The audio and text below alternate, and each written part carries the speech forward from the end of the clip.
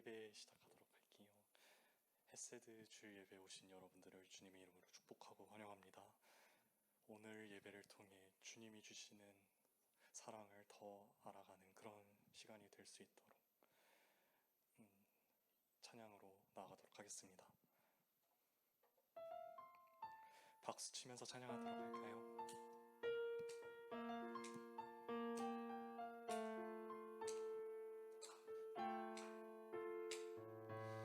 나를 향한 주의 사랑 산과 바다에 넘치니 내 마음 열 때 주님 나에게 참 자유 주셨네.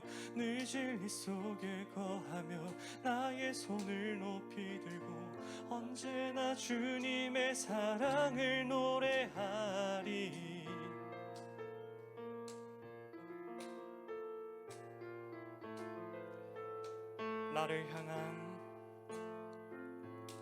나를 향한 주의 사랑 산과 바다에 넘치니 내 마음 열 때 주님 나에게 참 자유 주셨네. 늘 진리 속에 거하며 나의 손을 높이 들고 언제나 주님의 사랑을 노래하리. 주의 사랑 노래하리라. 영원토록 노래하리라. 주의 사랑 노래하리라. 영원토록 노래하리라. 주의 사랑 노래하리라. 영원토록 노래하리라. 주의 사랑 노래하리라. 영원토록 노래하리라. 내가 춤을 출 때 다 비웃겠지만 그들도 주 알게 되면 함께 기뻐 춤을 추게 되리. 내가 춤을 출 때 다 비웃겠지만 그들도 주 알게 되면 함께 기뻐 춤을 추게 되리.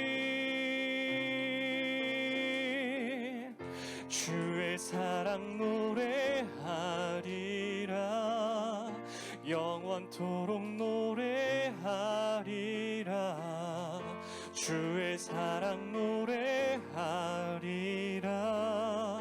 영원토록 노래하리라. 주의 사랑 노래하리라. 영원토록 노래하리라. 주의 사랑 노래하리라. 영원토록 노래하리라. 주님께 영광의 박수 올려드리겠습니다.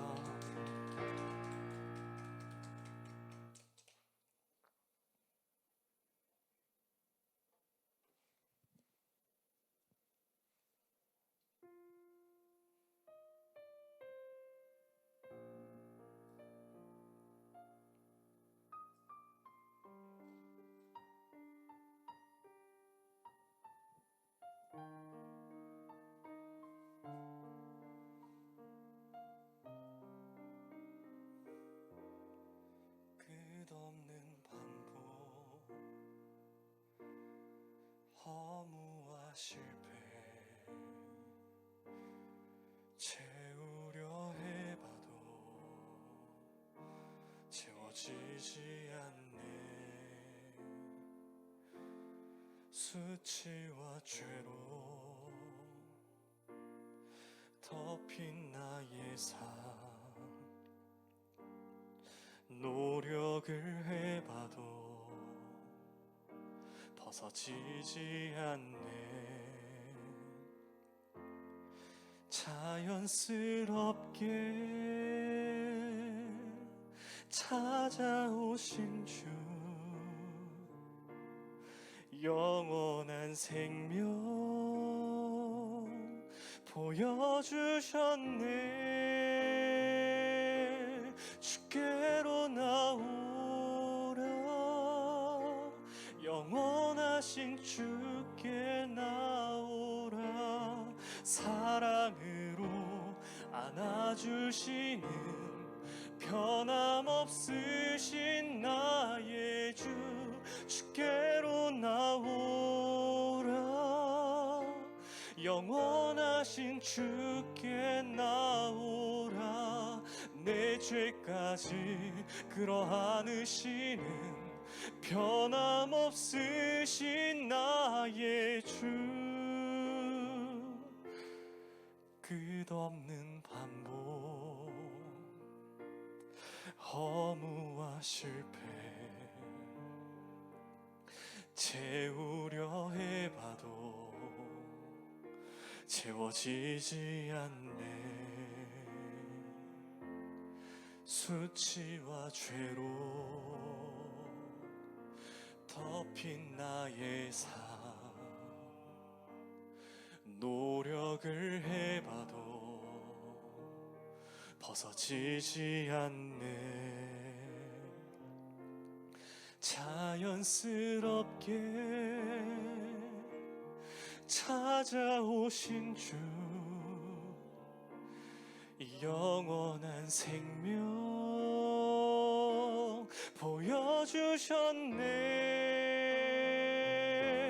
주께로 나오라. 영원하신 주께 나오라. 사랑으로 안아주시는 변함없으신 나의 주. 주께로 나오라. 영원하신 주께 나오라. 내 죄까지 끌어 안으시는 변함없으신 나의 주. 그 속에 샘물이 넘쳐나리. 영원히 목마르지 아니하리. 생수의 강물이 솟아나리. 영원히 목마르지 아니하리. 그 속에 샘물이 넘쳐나리. 영원히 목마르지 아니하리. 생수의 강물이 솟아나리. 영원히 목마르지 아니하리. 주께로 나오라. 주께로 나오라. 영원하신 주께 나오라. 사랑으로 안아주시는 변함없으신 나의 주. 주께로 나오라. 영원하신 주께 나오라. 내 죄까지 끌어 안으시는 변함없으신 나의 주. 주께로 나오라. 영원하신 주께 나오라. 사랑으로 안아주시는 변함없으신 나의 주. 주께로 나오라. 영원하신 주께 나오라. 내 죄까지 끌어 안으시는 변함없으신 나의 주.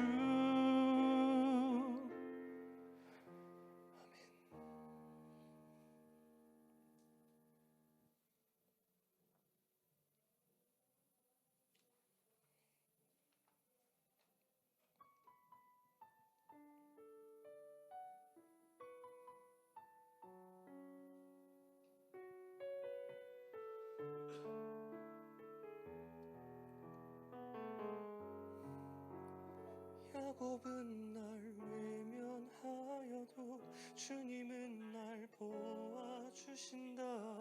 야곱은 날 무시하여도 주님은 날 들어주신다.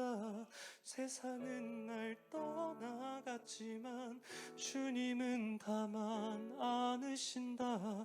야곱은 날 인정 안 해도 주님은 나만 인정하네.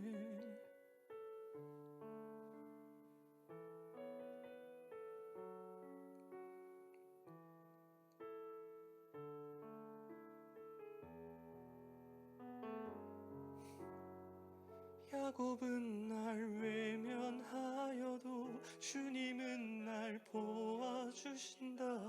야곱은 날 무시하여도 주님은 날 들어주신다. 야곱은 날 떠나갔지만 주님은 다만 안으신다. 야곱은 날 인정 안 해도 주님은 나만 인정하네. 샤롭더 유다, 내게 행복을 주신 분께. 샤롭더 유다, 나를 사랑한다는 분께. 샤롭더 유다, 나를 좋아하시는 분께. 샤롭더 유다 유다 유다.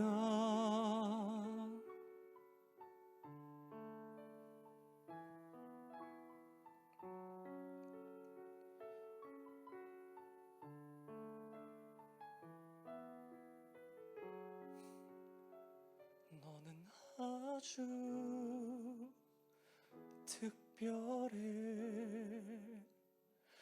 아주 많이 특별해. 사람들이 뭐래도 너는 아주 특별해. 세상은 널 외면하여도 주님은 널 보아주신다. 세상은 널 무시하여도 주님은 널 들어주신다. 세상은 널 떠나갔지만 주님은 다만 안으신다. 세상은 널 인정 안 해도 주님은 너만 인정하네. 샤롭더 유다, 내게 행복을 주신 분께. 샤롭더 유다, 나를 사랑한다는 분께. 샤롭더 유다, 나를 좋아하시는 분께. 샤롭더 유다 유다 유다. 야곱은 날 외면하여도 주님은 날 보아주신다. 야곱은 날 무시하여도 주님은 날 들어주신다.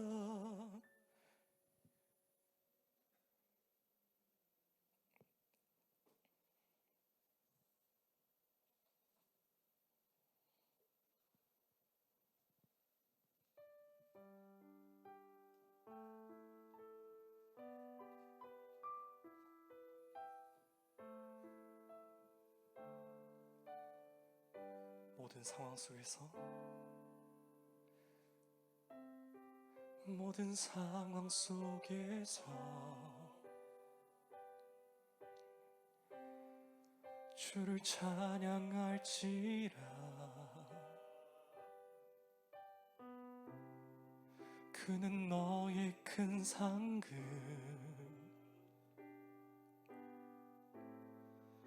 큰 도움이시라. 주의 얼굴 구할 때, 주의 얼굴 구할 때 주의 영을 부으사 그 크신 사랑 안에서 주를 보게 하소서.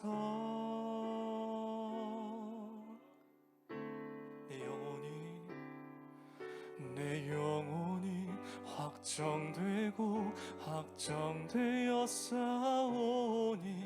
믿음의 눈들어 주를 바라봅니다. 내 영혼이 확정되고 확정되었사오니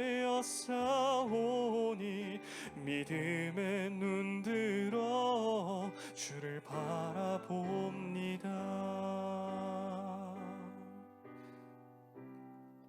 모든 상황 속에서 주를 찬양할지라. 그는 너의 큰 상급,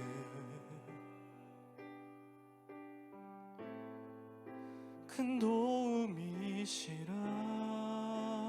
주의 얼굴 구할 때, 주의 얼굴 구할 때 주의 영을 부으사 크신 사랑 안에서 주를 보게 하소서.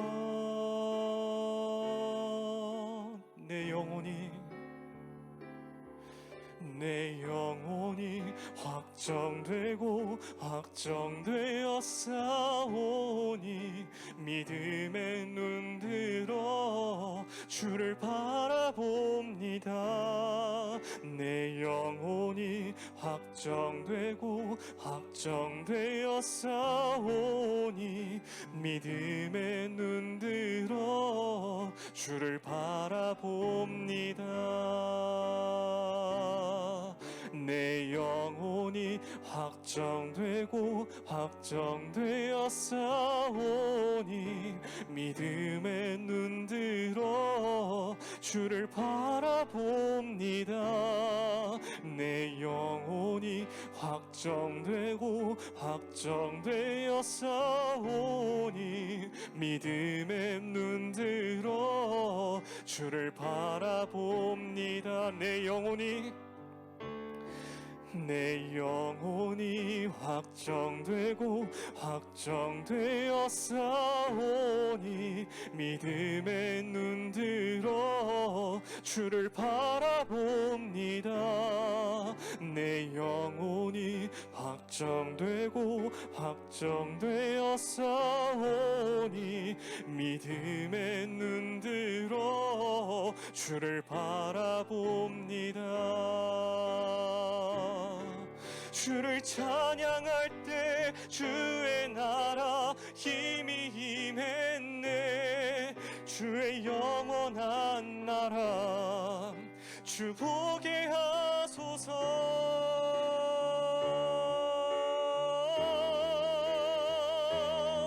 내 영혼이 확정되고 확정되었사오니 믿음의 눈들어 주를 바라봅니다. 내 영혼이 확정되고 확정되었사오니 믿음의 눈들어 주를 바라봅니다. 내 영혼이 확정되고 확정되었사오니 믿음의 눈들어 주를 바라봅니다. 내 영혼이 확정되고 확정되었사오니 믿음의 눈들어 주를 바라봅니다. 내 영혼이 확정되고 확정되었사오니 믿음의 눈들어 주를 바라봅니다. 내 영혼이 확정되고 확정되었사오니 믿음의 눈 들어 주를 바라봅니다. 큰 목소리로 내 영혼이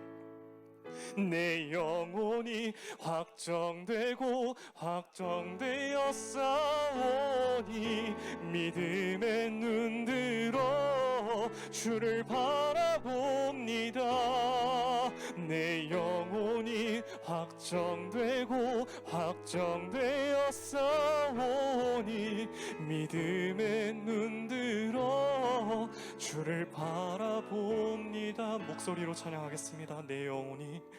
내 영혼이 확정되고 확정되었사오니 믿음의 눈 들어 주를 바라봅니다. 내 영혼이 확정되고 확정되었사오니 믿음의 눈 들어 주를 바라봅니다. 마지막으로 찬양하겠습니다. 내 영혼이 확정되고 확정되었사오니 믿음의 눈 들어 주를 바라봅니다. 내 영혼이 확정되고 확정되었사오니 믿음의 눈 들어 주를 바라봅니다. 기도로 예배를 준비하도록 하겠습니다. 기도하시겠습니다.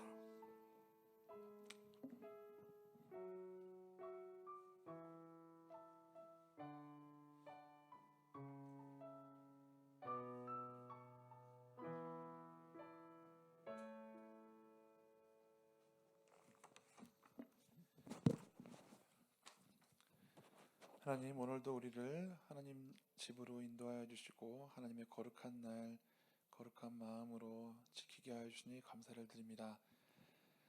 하나님, 코로나로 인해서 우리가 흩어졌지만 이제 코로나가 회복되면서 아직 저희가 회복되지 못했습니다. 하나님, 우리의 마음과 영혼이 회복되게 하시고 우리의 예배가 회복되게 하셔서 하나님 앞에 다시금 온전한, 더 기쁘고 더 아름다운 예배 드릴 수 있는 저희들 되게 하여 주시옵소서.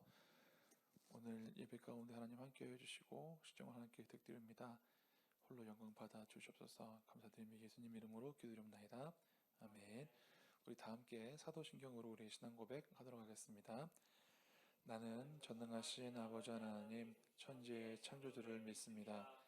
나는 그의 유일하신 아들 우리 주 예수 그리스도를 믿습니다.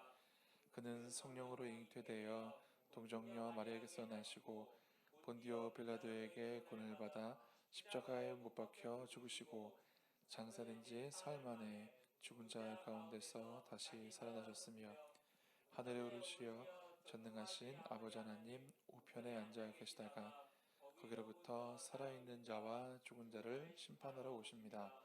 나는 성령을 믿으며 거룩한 공교회와 성도의 교제와 죄를 용서받는 것과 몸의 부활과 영생을 믿습니다. 아멘. 오늘 우리에게 주신 하나님 말씀은 사도행전 2장 37절에서 42절 말씀입니다.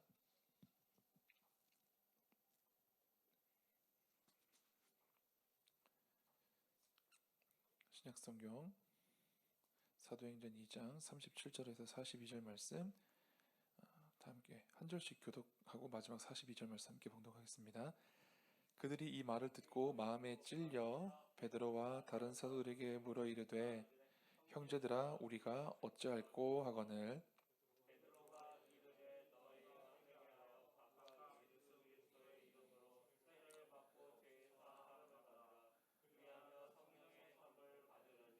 이 약속은 너희와 너희 자녀와 모든 먼데 사람 곧 주 우리 하나님이 얼마든지 부르시는 자들에게 하신 것이라 하고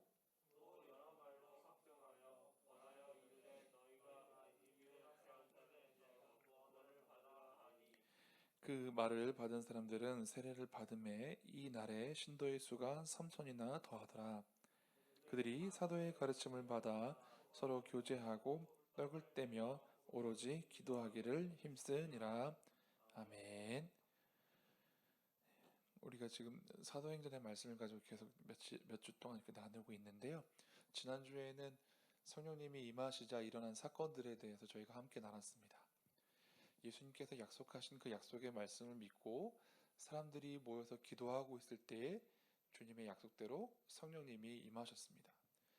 성령님이 급한 바람처럼 불의 혀처럼 기도하는 사람들의 머리 위에 임하셨을 때 사람들은 자기의 말을 하지 않고 성령님께서 주장하시는 대로 각 지방과 각 나라의 방언으로 말하기 시작합니다. 그래서 성령의 충만함을 받았다라는 것은 내 마음과 내 뜻대로 하는 것이 아니라 성령님께서 나를 주장하시고 나를 이끄시는 대로 순종하게 되는 것, 그 능력에 복종하게 되는 것이라고 저는 생각을 합니다. 그렇게 성령의 능력에 힘을 받은 베드로는 이전과는 다르게 자기들을 향하여서 성령을 받은 사람들을 향하여서 술에 취했다라고 하는 자들에 대해서 조리 있고 논리 있게 반박합니다. 때가 제3시니 아직 오전 9시밖에 안 됐으니 이들이 아침부터 술을 마셔서 취한 것이 아니다. 이렇게 논리적으로 반박을 시작하면서 이것은 성령님이 임하셔서 이러한 일들이 일어난 것이다 라고 이야기하고, 또 이 성령님이 오시기로 한 것은 구약선지자 요엘의 때도 분명히 말씀하셨듯이 그러한 일들이 지금 이렇게 하나님 약속이 이루어지는 응답으로서 우리에게 성령이 임하셨다 하는 성령의 임하심의 근거를 대면서 예수님에 대해서 증거하기 시작합니다. 그래서 사도행전 1장 8절을 보면 오직 성령이 너희에게 임하시면 너희가 권능을 받고 예루살렘과 온 유대와 사마리아 땅끝까지 이르러 내 증인이 되려 하시니 말씀이 구체적으로 성령이 임하셔서 그가 권능을 받고 예수님의 증인이 되는 이 말씀으로 기록된 것을 우리가 지난주에 함께 나눴습니다. 그래서 우리가 성령 받기를 사모한다라는 것은 우리가 예수님의 증인이 되기를 꿈꾸는 그런 사람이 되어야 한다라는 말씀으로 제가 잠깐 드렸었던 것 같아요. 그런데 이제 말씀을 전하는 자가 있으면, 복음을 전하는 사람이 있으면 어떤 사람이 또 있어야 될까요? 복음을 듣는 자가 있어야 됩니다. 말하는 사람이 있으면 듣는 사람이 있어야 돼요. 듣는 사람이 없이 허공에다가 외치는 말은 의미가 없고, 또 아무리 좋은 말로 해도 내 귀를 닫고 듣지 않으면 그 말이 의미가 없습니다. 그런데 이 말씀을 들은 사람들 37절 말씀을 보니까 이 말을 듣고 마음에 찔려라고 되어 있습니다.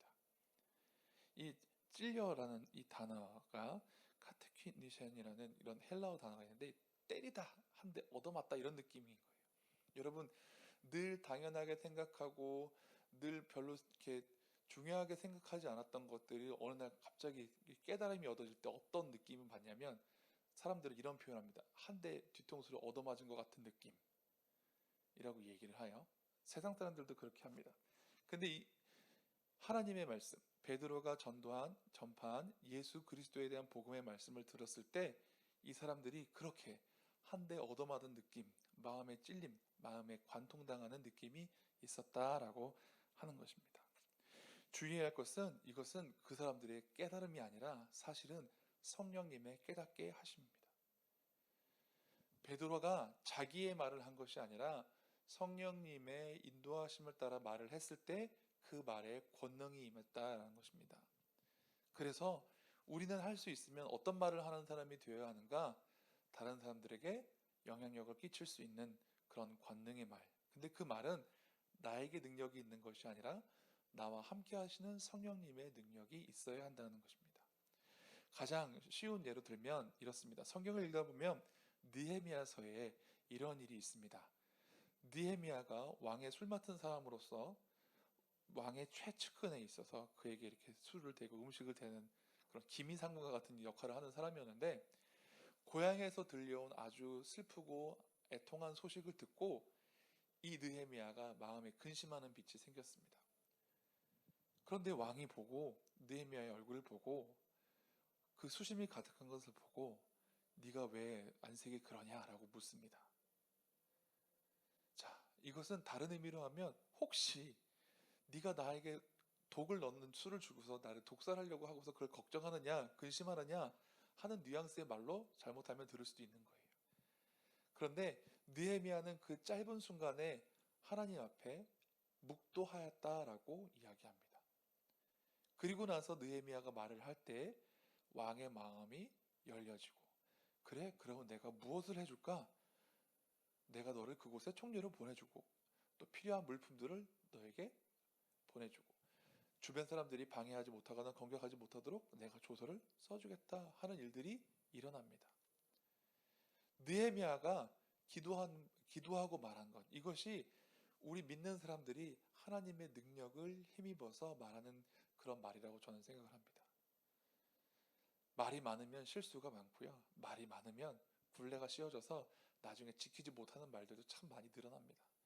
근데 이제 목사라는 직업은 참 안타깝게도 말을 많이 해야 되는 직업이잖아요. 그래서 늘 조심스러워요. 왜냐? 저희 아내도 가끔 여기 와서 말씀을 듣지만 저희 아내가 여기서 예배하고 말씀 듣다가 이렇게 딱 보고서 하면 어떻게 될까요? 너도 말씀대로 살지 못하면서 당신도 말씀대로 살지 못하면서 무슨 설교를 그렇게 하냐고 할 거 아니에요. 그렇죠? 그래서 저는 사실 가족 앞에서 말씀을 전할 때 조금 두렵습니다. 그런데 중요한 것은 우리가 이 말을 지키며 살아가는 것, 이것도 누구의 도움이 있어야 하느냐? 하나님의 도움이 있어야 하는 거예요. 성경은 말에 대해서, 우리 혀에 대해서 여러 가지 말로 가르쳐 주십니다. 그런데 중요한 것은 이 혀는 어떤 사람도 단련시키지 못하고 어떤 사람도 자기 마음대로 하지 못하는 특성을 갖고 있습니다. 다만 이 혀를 다스릴 수 있고 이 말을 다스릴 수 있는 지혜는 하나님께로부터 온다고 성경의 여러 구절들이 우리에게 가르쳐 주고 있어요. 그래서 우리는 할 수 있으면 어떤 말을 하는 사람? 하나님께서 내게 주신 말을 하는 사람. 내 말이 너무 가벼워지지 않도록, 내 말에 무게가 실릴 수 있도록, 내 말에 능력이 생길 수 있도록 하나님을 의지하며 말하는 순간순간마다 이렇게 하는 거예요. 지금 제가 그렇게 하고 있어요. 하나님, 내가 하나님의 말씀을 청년들과 함께 나누고 전해야 되는데 하나님 저에게 능력을 주세요 하는 이런 마음을 가지고 속으로 기도하면서 설교하고 있어요. 그래서 여러분들은 눈으로 설교하는 저를 보지만 아마 하나님께서는 기도하는 저를 보고 계실지도 모르겠다는 생각이 들어요. 이렇게 기도하는 마음으로 말씀을 전하는 것과 같이 여러분들이 일상의 생활에서 만나시는 분들에게, 가족과 친지와 이웃과 직장의 동료들에게 그렇게 하나님의 말씀을 전할 수 있는 사람들이 됐으면 좋겠습니다. 그렇게 할 때 어떤 일이 일어나냐? 지금 이 사람들처럼 마음에 찔림이 생기고 마음에 통탄한 것이 생겨서 우리가 어찌할꼬 하는 그런 변화를 이끌어내는 말을 하는 사람들이 되게 된다는 것입니다. 이제 반대로 우리가 듣는 사람의 입장에서 와서 우리는 주의 깊게 잘 들어야 합니다. 베드로가 이렇게 말을 하였어도 만약에 그 주변에 있던 사람들이 주의 깊게 듣지 않거나 그것을 진실성 있게 듣지 않았다면 마음에 찔리는 것이 없었을 것입니다. 여러분, 바라기는 우리 햇세드 여러분 한 사람 한 사람이 영적인 것에 예민한 사람들이 되실 수 있기를 바랍니다. 계시록에 보면 볼지어다 내가 문 밖에 서서 두드리노니 이렇게 말씀하세요. 두드린다고. 주님께서 언제 두드리시나요? 늘 두드리세요. 늘 두드리세요. 언제까지요? 우리가 마음을 열고 주님을 영접할 때까지 주님은 두드리십니다. 제가 잘 아는 그 성화가 한 편 있어요. 그림, 기독교 서점이나 이런 데 보면 예수님이 이제 문 밖에서 두드리는 그런 그림 여러분들 보신 기억이 있을 거예요. 근데 그 그림을 잘 보면요. 그 문은요. 손잡이가 있게요, 없게요? 없습니다. 그 그림의 문을 잘 보면 손잡이가 없어요. 안에서 열어주지 않으면 들어갈 수 없는 문, 그 문 밖에서 주님이 두드리시는 거예요. 근데 누구든지 내 음성을 듣고 문을 열면 내가 들어가 그로 더불어 먹고 그런 나로 더불어 살리라 말씀하시거든요. 주님께서도 2000년 전에 베드로가 말했을 때 이 사람들이 그렇게 들었던 것처럼 주님께서도 지금 우리에게 말씀하시고 주님께서 지금 우리를 부르시고 계시다라는 것을 우리가 알았으면 좋겠어요. 그리고 그것을 알게 되면요. 우리도 이와 같은 반응이 나올 거예요. 주님, 제가 지금까지 주님을 제 마음분 밖에 세워놨었네요. 어떻게 하면 좋을까요? 라는 마음이 들 것 같아요. 주님, 제가 주님을 주여 주여 이름으로 부르고는 그렇게 했지만 실제로 제 마음의 주인으로, 제 삶의 주인으로 제 인생의 주인으로 모시지 못했습니다. 어떻게 하면 좋을까요? 라는 반응이 나와야 하는 것입니다. 만약에 지금 그런 반응이 주님, 어떻게 하면 내가 정말로 예수님을 나의 주로 모실 수 있을까요? 주님, 어떻게 하면 제가 지금이라도 제 마음문을 열어서 제 마음 안에 들어오고 영접할 수 있도록 할 수 있을까요? 이러한 애통하는 마음, 이러한 것들이 저와 여러분에게 있으실 수 있기를 바라고, 그렇게 하기 위해서는 우리의 영적인 그런 민감도를 높여야 해요. 어떨 때는 우리가 애써 주님이 우리 안에서 하시는 말씀을 무시할 때가 있어요. 예를 들면 이거예요. 저도 사람인지라 가끔 서운하고 미운 일들이 생길 때가 있어요. 그러면 한편으로는 주님이 분명히 성령님께서 제 안에서 말씀하세요. 그래도 사랑으로 품어야지. 네가 참고 인내해야지. 근데 한편으로는 또 어떠냐면, 하나님, 저 사람 이번에 좀 벌 좀 된통 받았으면 좋겠어요. 이번엔 제가 못 봐줄 것 같아요. 하는 그런 마음도 들어요. 주님께서는 분명히 늘 우리에게 선하고 옳고 바른 길을 제시해 주시는데, 우리는 단지 우리의 마음에 들지 않는다는 이유로 그것을 애써 못 들은 척하고 부정하면서 불순종할 때가 많이 있어요. 바라기는 이 사람들처럼 마음에 찔림이 있어서, 내가 이제 순종해야겠다, 들어야겠다, 바꿔야겠다, 말씀대로 살아야겠다 라고 결단할 수 있는 믿음의 사람들이 될 수 있기를 바랍니다. 자, 이제 베드로는 그 애통하는 사람들에게 이렇게 말합니다. 우리가 어떻게 하면 좋겠습니까? 라고 말하는 사람에게 저 같으면 바로 이렇게 예수님 믿으세요 이렇게 따를 텐데, 근데 베드로는 그렇게 하지 않고 뭐라고 말합니까? 너희가 뭐부터 해요? 회개해라 라고 말합니다. 실제로 예수님께서도 처음에 복음을 선포하실 때 나를 믿으라 라고 선포하지 않으셨어요. 내가 하나님의 아들이니까 나를 따르라 라고 예수님 말씀하지 않으시고, 예수님도 복음서를 잘 읽어보면 제일 먼저 하신 말씀이 회개하라, 그 다음에 하신 말씀이 천국이 가까이 왔느니라 였어요. 근데 베드로도 예수님을 믿으라 라고 하는 것이 아니라 마음이 찔려서 어떻게 해야 될지 모르는 사람들에게 먼저 회개하라 라고 되어 있어요. 자, 죄라는 단어를 갖고 있는 헬라어 헤마리테라는 그런 단어가 있습니다. 죄가, 우리는 어떤 법이나 어떤 규칙 같은 것들을 어겼을 때 그게 죄가 된다고 생각을 하잖아요. 그런데 이 죄라는 단어가 갖고 있는 그 원래적인 뜻은 어떤 의미가 있냐면, 이렇게 관역이 있는데 그것을 똑바로 향해서 쏘는 게 아니라 비껴가게 쏘는 거예요. 그러니까 죄는 우리가 마땅히 가야 될 이렇게 하나님의 법규와 규례의 그 길이 있는데, 인생의 길이 있는데 그 길을 벗어나는 게 죄입니다. 그러니까 예를 들면 우리가 오늘 예배를 마친 다음에 수원 화성 행궁에 가서 뭐 합시다 라고 딱 하면, 여러분들 우리는 제일 먼저 뭘 해요? 요즘 다 내비게이션 찍죠, 그쵸? 아니면 지도를 들어가서 대중교통 조사를 하잖아요. 그러면 뭐 몇 번 버스를 타고 혹은 지하철을 타고 몇 정거장 가서 내리세요 할 텐데, 우리는 처음 가는 길을 어떻게 하냐면 주의 깊게 내가 지금 몇 대까지 몇 정거장 왔지? 그리고 몇 정거장 뒤에 내려야 되지? 혹은 어디서 갈아타야지? 하는 걸 계속 신경 쓰면서 가게 되어 있잖아요. 그렇죠? 그런데 이 죄라는 건 어떤 거냐면 이 가야 되는 그 길에서 벗어난 거예요. 그래서 이 회개라는 거는 뭐냐면, 내가 잘못 가고 있네? 잘못된 방향으로 나아가고 있네? 라는 것을 깨닫는 게 회개예요. 그러니까 너희가 회개하고 라고 할 때는 당신들이 하나님께서 구원받는 길을 예수님을 통해서 열어주셨는데, 그 길 외에 다른 곳으로 가고 있던 그 발걸음, 다른 통로로 가려고 했던 것들을 깨닫고 돌아오길 바랍니다 라고 이야기하고 있는 거예요. 여러분, 우리는 할 수만 있으면 자주 회개하는 사람이 되어야 합니다.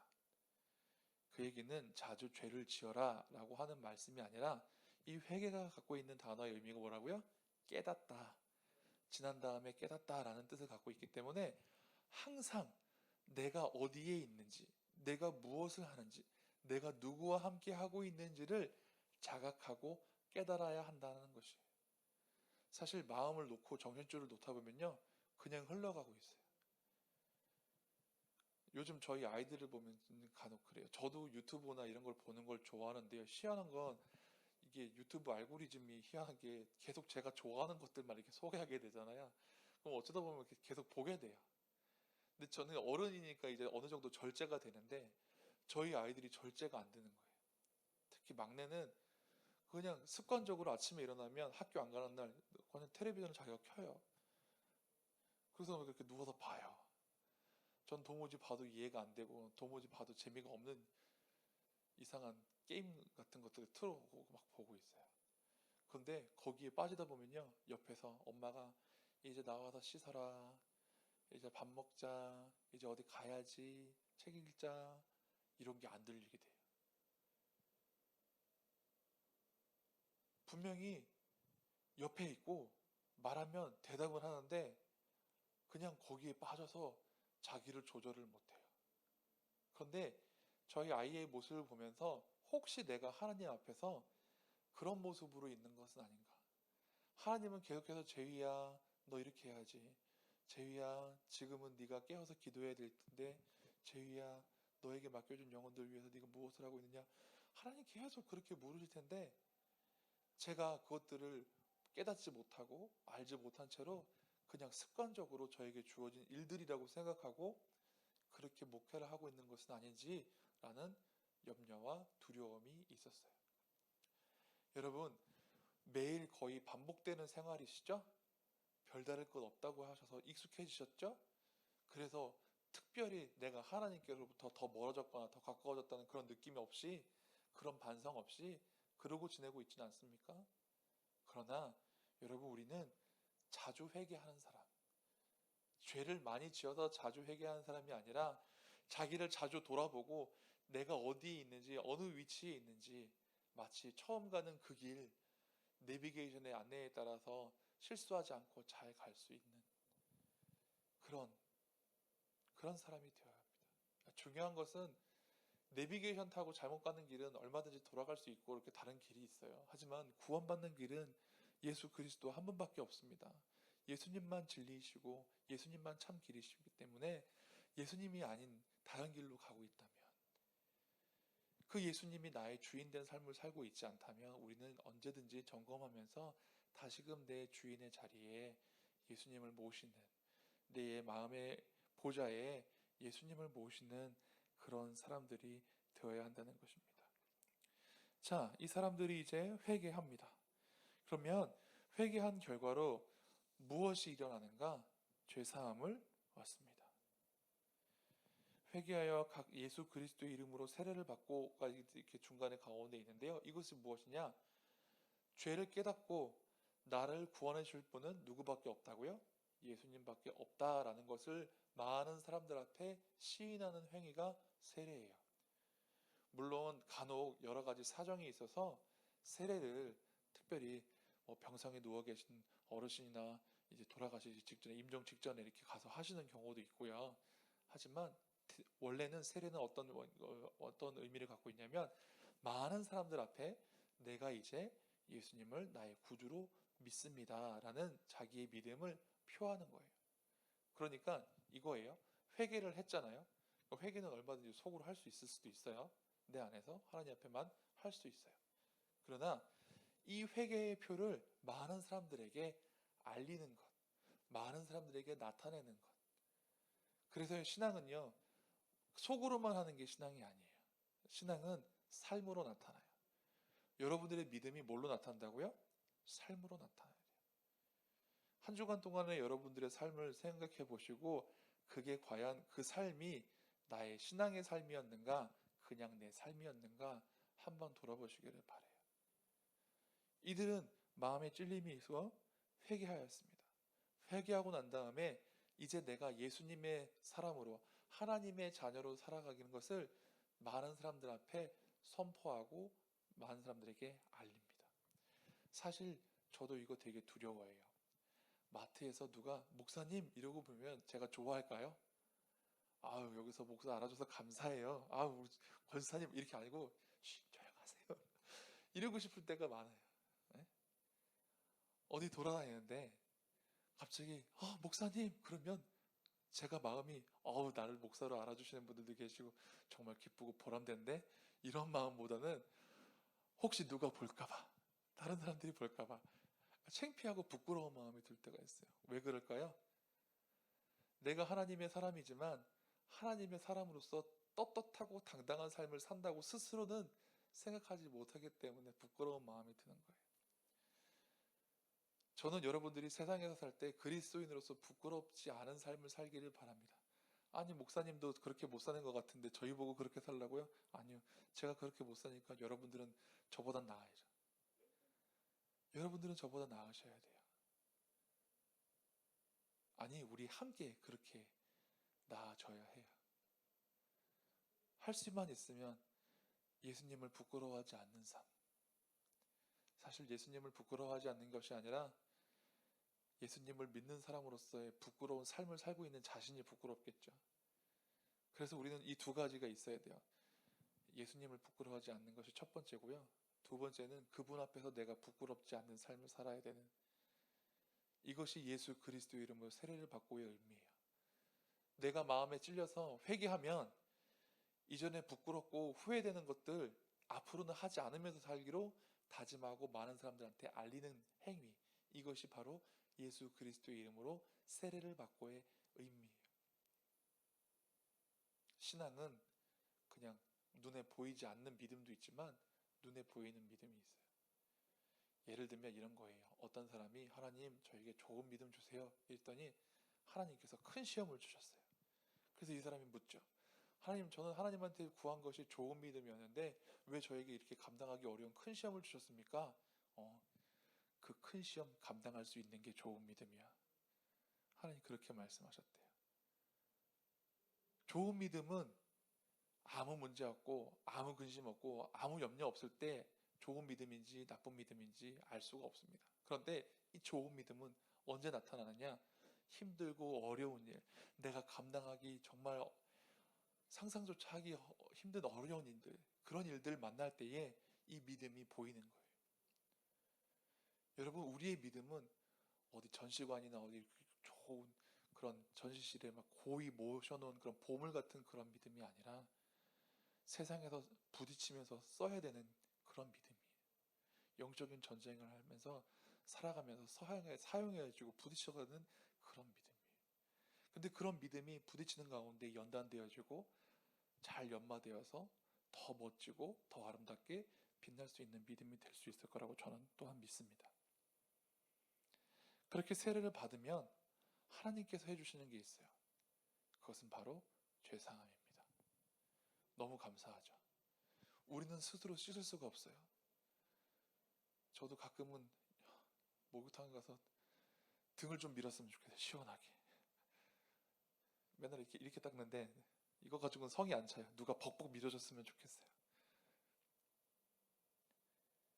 지금 우리가 스스로 씻을 수 없는 영적인 죄의 더러움이 있습니다. 내 손이 안 닿아요. 내가 능히 그것을 다 깨끗하게 할 수 없어요. 오직 누구만 하실 수 있을까요? 바로 하나님만 하실 수 있으세요. 하나님께서 예수 그리스도의 보혈을 통하여서 우리를 깨끗하게 해주시는 거예요. 여러분, 우리가 해야 될 것, 하나님이 해주시는 것, 여기 명확하게 나와 있어요. 마음에 찔리는 사람이 결단하고 자기의 잘못과 잘못된 길을 깨닫고 회개하고 그리고 주님께 내놓으면 하나님이 죄를 사해 주신다라고 되어 있어요. 그러니까 우리는 우리의 해야 할 일을 하고 하나님께서는 하나님이 하시는 일을 행하시는 거예요. 감사하게도 우리 하나님은 우리하고 차원이 다르셔서 하나님이 하시고자 하는 것은 언제든지 영원 전부터 영원까지 언제나 변함없이 신실하게 그 약속을 지켜주시는 하나님이시라는 거죠. 여기 29절 말씀, 27절, 28절, 29절, 이 약속은 너희와 너희 자녀와 모든 먼데 사람 곧 주 우리 하나님이 얼마든지 부르시는 자들에게 하신 것이라 하고 할 때에 여기 보면 유대인들뿐만 아니라 그들의 자녀뿐만 아니라 먼 데에 있는 주님이 부르시는 사람, 그러니까 오늘날 우리까지, 시간적으로도 멀리 있고 거리적으로도 물리적으로도 멀리 있는 우리까지 구원하시고자 하는 그런 계획인데요. 제가 새벽기도의 설교 본문을 이사야 57장을 했었거든요. 거기에도 이런 말씀이 나와 있었어요. 입술의 열매를 창조하는 자 여호와가 말하느니라, 먼 데 있는 자에게든지 가까운 데 있는 자에든지 평강이 있을지어다.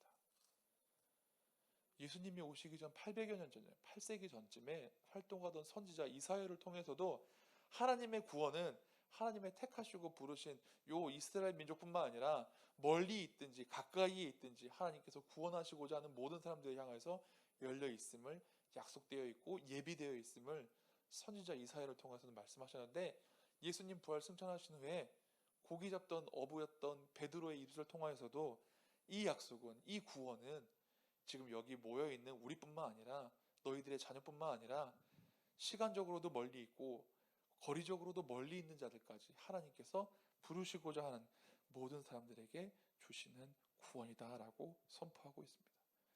얼마나 감사합니까? 이게 예정이 되어 있지 않고 계획이 되어있지 않고 갑자기 한 것이 아니라 아주 오래전부터 저와 여러분들을 구원하시고자 하는 하나님의 계획하심과 성실하심과 신실하심, 역사의 어느 한 시점에만 딱 먼데 있는 사람들을 위해서 구원할 거야 라고 하지 않으시고 처음부터 아브라함을 부르실 때부터 계속해서 하나님께서는 그 택하신 사람뿐만 아니라 그를 통하여서 하나님을 알게 되는 많은 사람들에게까지 구원을 베푸시고 복을 내려주신다라고 말씀하고 있는 거예요. 여러분, 우리가 이 말씀을 통해서 좀 힘을 얻었으면 좋겠습니다. 우리가 받은 이 구원은요, 하나님의 아주 오래된 계획에서부터 시작되었고 그 계획은 시간이 변화도 변하지 않았고 우리의 삶을 통해서 지금 이루어지고 있다는 거예요. 신앙은요, 내가 노력해서 하는 것뿐만이 아니라 나와 하나님이 함께 하는 것이 신앙입니다. 하나님만 나를 막 구원해 주시려고 하시고 하나님만 막 나를 사랑해 주시려고 하는 것이 아니라 하나님께서 나를 용서해 주고 싶어 하시고 나를 불러주시고 내게 복 주시고 싶어 하시고 나와 함께 하시고 싶어 하실 때에 나도 하나님 앞에서 씻겨주세요 하고 하나님 나와 동행해 주세요 하고 나도 하나님 도와주세요 하고 내가 하나님 말씀대로 살겠습니다 하는 하나님과 우리 사이의 역동적인 반응이 바로 신앙이라는 거죠. 저는 여러분들의 삶 가운데 이런 역동성이 있었으면 좋겠어요. 새벽 기도회를 의무감으로 나오라는 게 아니에요. 이렇게 역동적으로 살아가시는 분들 제가 보면 새벽 기도회를 그렇게 잘 하시더라고요. 근데 그분들이 의무감에 습관적으로 나와서 하시는 것이 아니라 제가 우리 교회 와서 새벽 기도회를 이렇게 늘 나와서 이렇게 보면 어떤 분들이 새벽 기도회를 잘 나오시느냐, 하나님과의 친밀한 과제를, 그러니까 교제를, 영적인 그런 나눔을 마치 우리가 맛있는 음식을 먹고 와 정말 맛있다라고 감격하는 것처럼 그분들은 이 새벽 기도에 나와서 기도하고 또 밤에 나와서 우리 고등부실에도 어젯밤 그저께 밤에 보면요, 여기서 기도하시다 가시던 집사님들이 계셔요. 밤에도 나와서 기도하시고 새벽에도 나와서 기도하세요. 잘못 생각하면 이렇게 생각하죠. 도대체 무슨 문제야? 얼마나 괴로운 일들이 많길래 저렇게 날마다 나와서 기도하나. 근데 그게 아니에요, 여러분. 그렇게 신앙생활 열심히 하시는 분들을 보면 의무감으로 하는 분 한 분도 없어요. 억지로 하는 분 한 분도 없어요. 너무 좋아요. 너무 즐거워하세요. 내 기도하는 그 시간 그때가 정말 귀하다. 찬양의 가사처럼 기도가 너무 신나고 너무 재밌고 즐거워서 한대요. 그러니까 저도 그래서 기도한 적이 있어요. 하나님, 저도 기도가 좀 재밌었으면 좋겠어요. 의무감으로 하는 게 아니라 저도 좀 기도가 너무 재밌어서 기도가 잘 됐으면 좋겠어요. 하나님, 저 말씀도 막 재밌었으면 좋겠어요. 의무감으로 있는 게 아니라 제가 청년들에게 말씀을 나누려고 막 말씀을 연구하고 이렇게 보는 게 아니라 정말 말씀이 재밌어서 정말 성경의 말씀처럼 하나님 말씀이 내 입에 송이꿀처럼 달았으면, 전 그랬으면 좋겠어요. 제 기도 제목이 그랬어요. 그냥 억지로 기도하지 않고 의무감으로 기도하지 않아도, 억지로 읽지 않아도, 의무감으로 읽지 않아도 그냥 말씀 읽는 게 재밌고 그냥 기도하는 게 재밌고 찬양하는 게 기쁘고 즐거운 그런 삶이 됐으면 좋겠다고 기도할 때가 있었어요. 여러분, 바라기는 여러분들도 억지로 신앙생활하는 것이 아니라 하나님과의 이 믿음의 교제, 그런 것들이 역동적으로 일어날 수 있었으면 좋겠어요. 하나님과의 믿음의 교제는 창세기에도 보면 잘 나와 있어요. 아담이 하와와 더불어서 죄를 범하고 하나님 앞에서 숨어 있었습니다. 그런데 하나님이 동산을 거니시면서 아담아 부르십니다. 근데 말씀을 잘 읽어보면 어쩌다 우연히 하나님이 아담아 하신 게 아니에요. 늘상 읽던 과제처럼 하나님께서 아담을 부르시는 그런 모습을 볼 수 있어요. 하나님은요, 저와 여러분, 우리가 하나님과 교제하기를 원하세요. 하나님 앞에 제물을 많이 드리는 것, 제사를 많이 드리는 것, 이것을 하나님께서 기뻐하시는 것이 아니라 하나님과 동행하는 것. 그래서 에녹은 죽음을 보지 않고 하나님과 동행하다가 하나님의 부르심을 받았다라고 성경이 말을 하고 있어요. 여러분, 우리는 하나님과 동행하는 사람들이 되어야 합니다. 하나님과 함께하는 사람들이 되어야 합니다. 그리고 이 말을 들은 사람들은 이제 주저하지 않고 다 같이 회개하고 베드로의 말처럼 세례를 받습니다. 그리고 성령의 선물을 받는다라고 했는데 성령의 선물은 여기 구체적으로 나오지 않았는데 42절에 보니까 그들이 사도의 가르침을 받아 서로 교제하고 떡을 떼며 오로지 기도하기를 힘쓰니라 라고 되어 있어요. 성령의 능력 안에서, 성령의 권능 안에서 사람들이 말씀을 전하기도 하고 배우기도 하고 또 함께 교제하면서 거룩한 떡을 떼기도 하고 예수 그리스도의 몸에 참여하면서 그들이 모여서 기도하였다. 성령의 선물을 받은 사람들의 특징, 모입니다. 흩어지는 게 아니라 모입니다.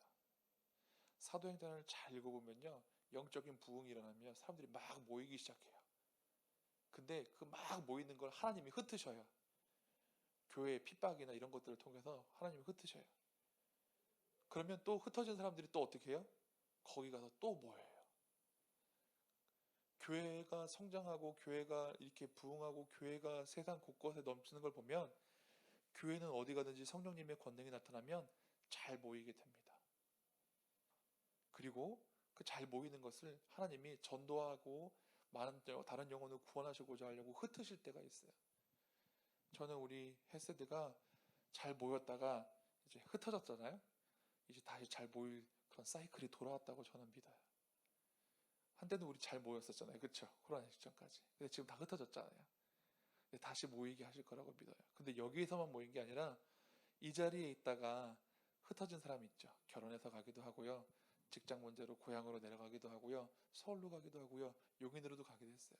그러나 한번 헤세드에 모였던 청년들이 그곳에서도 다시 믿음으로 일어서고 다시 영적으로 부흥하는 그런 일들이 있을 거라고 저는 믿습니다. 가끔은 하나님 앞에 불평하면서 기도했어요. 하나님 왜 우리 헤세드 부흥 안 해요? 왜 다시 회복이 안 돼요? 이렇게 했을 수가 있었어요. 그런데 그렇게 기도하는 중에 하나님 마음 주셨어요. 하나님께서 교회를 모이게 하시고 때로 흩으시기도 하지만 그것은 더 성장하고 더 부흥케 하고자 하는 하나님의 뜻과 섭리가 있다는 것을 깨닫게 되었어요. 여러분, 우리는 여기 예배 장소만 꽉 차는 것, 그날에 회개하는 사람들, 성도의 수가 믿기로 작정한 사가 3천이나 더 하더라도 3,000명 여기서 끌어모으는 걸로 만족하는 것이 아니라 하나님을 믿고 마음에 찔림이 있어서 예수님을 구주로 섬기는 그런 삶을 살기를 소원하는 다짐하는 사람들이 세상 구석구석에서 다시 일어나서 하나님 앞에 믿음의 경주를 끝까지 잘 달려나갈 수 있기를 꿈꾸며 기도하고 기대하는 사람이 되어야 될 줄로 믿습니다. 기도하시겠습니다. 하나님, 성령이 임하셔서 베드로의 입술을 통하여서 지혜로운 말씀으로 복음이 선포되어지고 성령의 권능의 힘을 얻은 그 말씀들이 말을 듣는 사람들의 마음을 감동시키고 그들의 영과 골수를 찔러 우리가 어찌할꼬 탄식하게 만든 그 사건을 오늘 우리가 말씀을 통해서 함께 나눴습니다. 하나님 권능의 말씀이 선포되어지는 우리 교회 되게 하여 주시고 또 하나님의 말씀에 우리가 민감하게 반응하고 귀 기울일 수 있는 사람들 되게 하여 주시옵소서. 그리고 또한 우리가 우리의 죄를 깨닫고 우리가 잘못된 길로 가던 것을 안 순간에 바로 원래의 자리로 올바른 길로 올바른 방향으로 갈 수 있도록 하나님 우리를 깨닫게 하시고, 또 잘못된 곳에 있다면 다시금 올바른 길로 돌아올 수 있는 의지와 또 그런 발걸음을 나눌 수 있는 행동까지 우리가 행할 수 있는 믿음의 삶 되게 하여 주시옵소서. 하나님, 우리가 회개하여 예수 그리스도 이름으로 세례를 받고 성령의 선물을 받아 사도들의 가르침을 받고 신령한 교제를 나누며 예수 그리스도의 모임에 참여하고 늘 모여서 기도하기를 힘쓰는 믿음의 공동체 또한 되게 하여 주시옵소서. 감사드리며 예수님 이름으로 기도드립나이다. 아멘.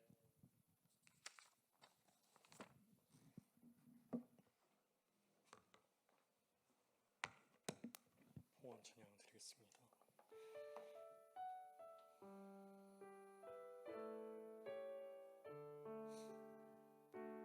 나의 마음 받으소서.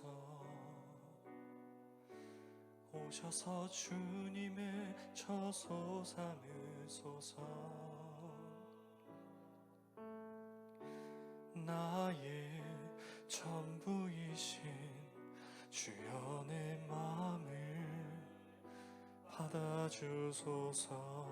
나의 마음 받으소서. 오셔서 주님의 처소 삼으소서. 나의 전부이신 주여 내 마음을 받아주소서. 오 나의 마음을 주님께 열었으니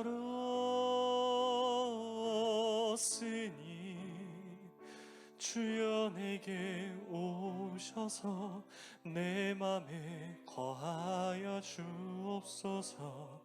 주가 기뻐하는 오 나의 맘을 주님께 열었으니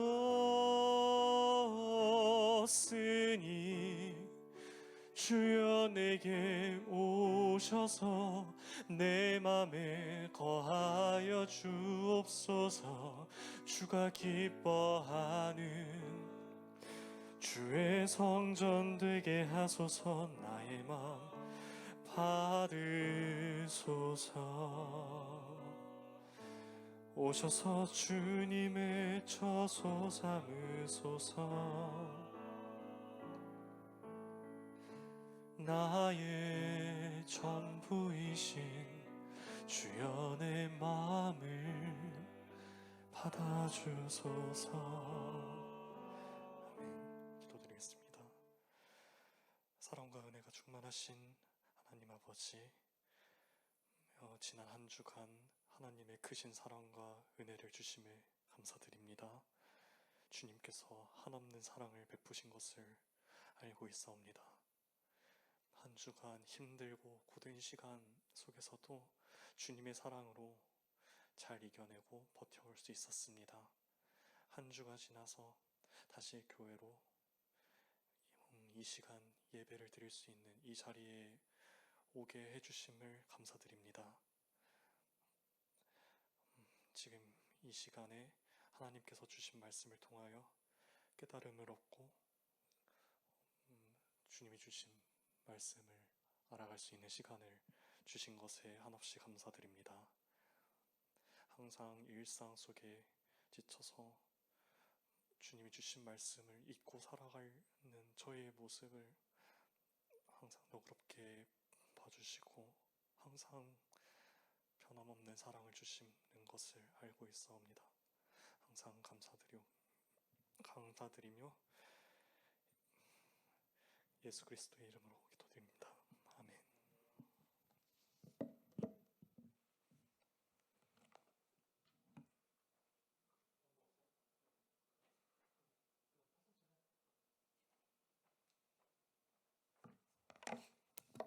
자리에서 일어나서 표의 찬양 드리도록 하겠습니다.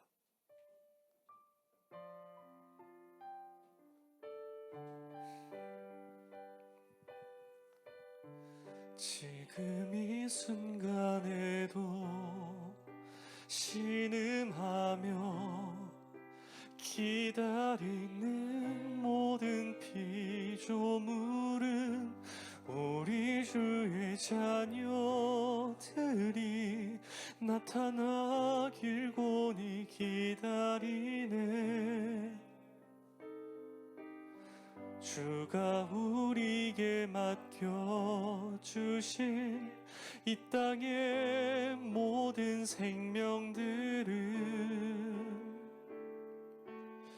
그의 영광을 영원토록 우리와 함께 찬양하리니 주가 사랑하는 모든 주의 창조물들이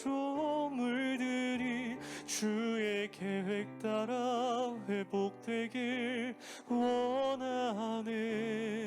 영원한 나라에 초대된 우리 모두가 주의 말씀 따라 살기를 이 땅 회복하길 기도하네. 보여주신 소망으로 주의 구원을 받은 우리 고통받는 피조물의 해방을 함께 꿈꾸리. 주가 사랑하는 모든 주의 창조물들이 주의 계획 따라 회복되길 원하네.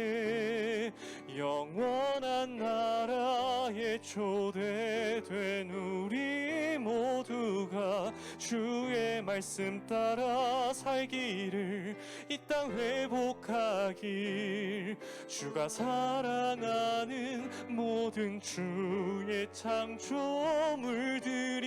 주의 계획 따라 회복되길 원하네.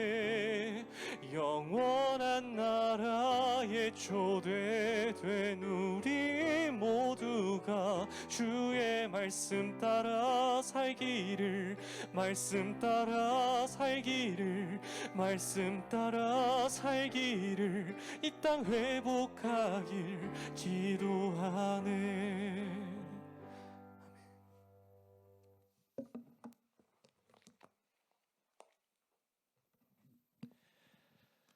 하나님, 우리의 마음이 무뎌지고 우리의 귀와 눈이 어두워져서 우리를 부르시고 우리에게 말씀하시는 하나님의 음성을 듣지 못하고 깨닫지 못하고 있지는 않습니까?